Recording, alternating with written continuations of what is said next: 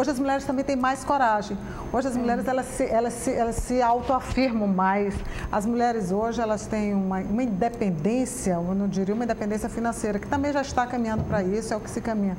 Mas, assim, essa condição, essa independência que hoje a mulher caminha, é uma coisa notável. Na verdade, nesse programa especial, a gente também está falando de como fugir dos estereótipos, de como fugir dos estigmas, principalmente na área da política. Ainda há pouco você citou, geralmente a mulher, quando ela está na área da política, pensam que ela vai fazer mais ação social. E você deu alguns exemplos gloriosos de mulheres que não foram exatamente assim, embora não tenha problema ser assim, porque a área social continua sendo bastante necessitada. Claro. E falando em política, o que é política para você, deputada? Como é que você chegou aí? Foi muito antes do mandato? Assim, como foi que você se envolveu e fala dessa maneira tão apaixonada?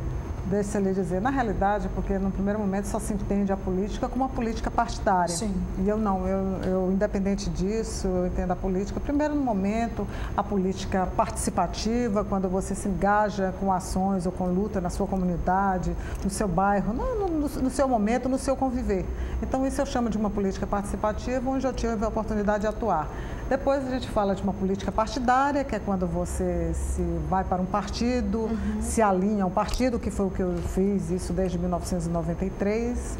E aí a gente atua na política partidária. E depois partir para uma política representativa, que é o que eu estou hoje representando a sociedade piauiense enquanto parlamentar. Qual é o seu poder e nível de influência com o governador Wilson Martins, onde um influencia o outro?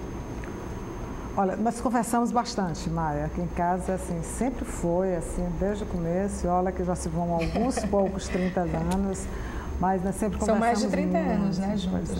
Pois é. Uma vida, né? E, graças a Deus, com momentos, assim, maravilhosos, né?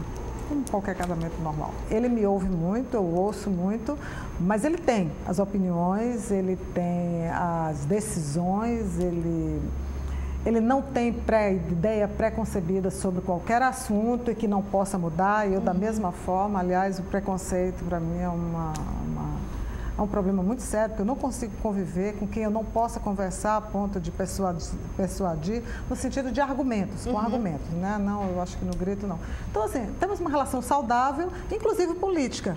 Mas, assim, ele defende o que ele acredita, eu defendo o que eu acredito. Você nunca vai dizer só o que manda? Não, de jeito nenhum. Deputada, o Piauí já foi tanta coisa, o pior estado da federação, patinho feio, projetos que, em parte, se concretizaram, em parte estão por se concretizar, quer dizer, um estado cujo temática, ou mais do que um slogan de governo, foi de desenvolvimento, de mudança, de continuar mudando. O que é o desafio do Piauí, na sua opinião, particularmente falando da mulher, da deputada, que vai estar ao lado de governador nos próximos 4 anos, pelo menos? E o que pode atrapalhar esse desenvolvimento do estado, na sua opinião? Eu acho que o maior desafio é realmente o Piauí seguir mudando. Precisamos sempre estar trabalhando em dobro, em triplo, em quádruplo, enfim, para se chegar, para daqui a não sei quantos anos, chegar no nível adequado dos maiores estados ou dos estados desenvolvidos. E o que não pode acontecer, o desafio maior do que não pode acontecer é retroceder. Nós precisamos de gestores assim com ideias modernas ou técnicos. Vocês têm falado em enxugar, né? O governo tem falado em fazer uma gestão otimizar a gestão. Eu acho que a ideia do governador de estar trabalhando ações conjuntas, de estar trabalhando reuniões ou escutas ou monitoramento contínuo e presente, sempre presente em todos os órgãos responsáveis por cada uma das atividades ou ações do governo, é um dado importante que otimiza muito a gestão e que otimiza muito o desenvolvimento do Estado. E eu tenho a impressão que não tem nada que me dá mais orgulho do que ser piauiense.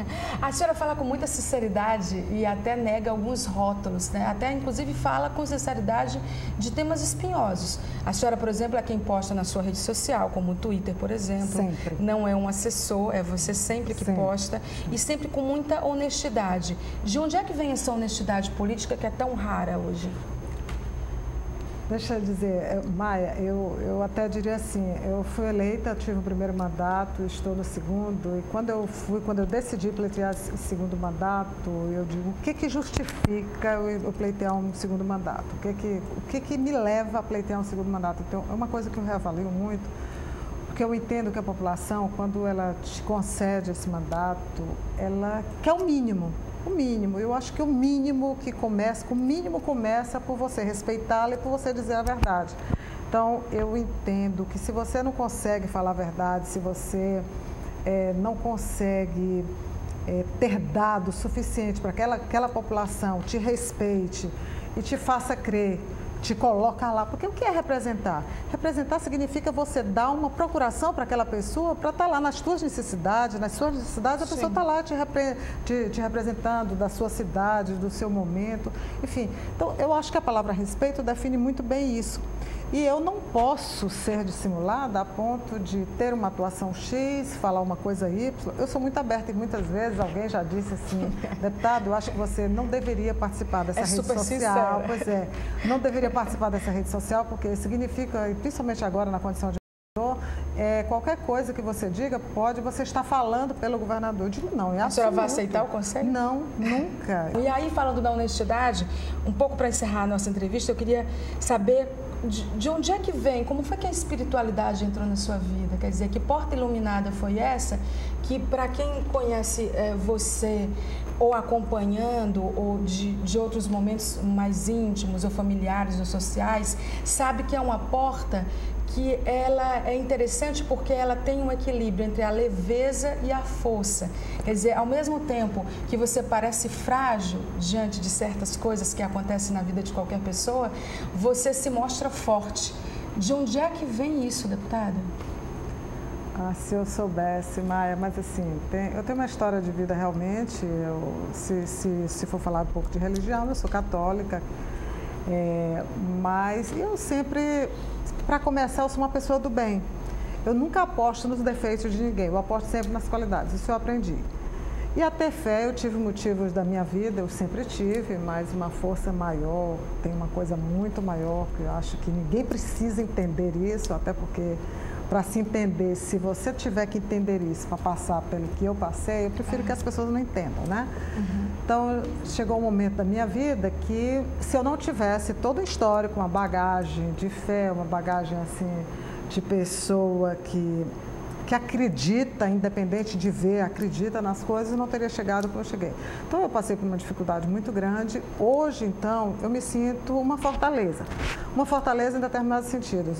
Que eu chego até em determinados momentos, eu já questionei, será que eu estou insensível em alguns momentos? Não. Já me fizeram entender, um padre, amigo, disse, não, Lília, eu acho que hoje você está mais fortalecida.